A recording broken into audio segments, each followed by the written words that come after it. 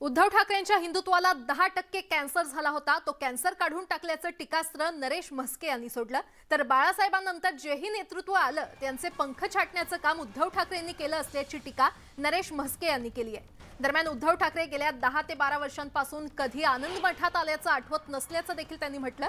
उद्धव ठाकरे या अगोदर ठाण्यात यायचे तेव्हा मोठा जल्लोष व्हायचा, मात्र आता ठाकरे ठाण्यामध्ये आल्यानंतर शांतता होती, त्यामुळे खंत वाटल्याचं देखील नरेश म्हस्के यांनी म्हटलेलं आहे।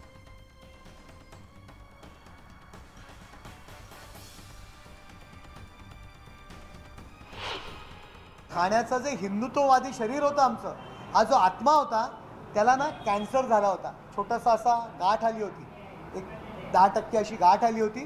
ती गाठ आम्ही कापून टाकलेली आहे आणि आता आमचं संपूर्ण शरीर हिंदुत्ववादी विचारसरणीचा आमचा आत्मा उरलेला आहे, तो एकनाथ शिंदे साहेब यांच्या नेतृत्वाखाली पुढे आगेकूच करत आहे। त्यामुळे आमचं आरोग्य किंवा आमची ह्याची त्यांनी काळजी करू नये ठाण्याची। त्यांनी पहिले आपल्याकडे जे काही छोटे टिकलेली लोक आहेत ना 5-10%, ती थांबवण्याचा प्रयत्न करावा।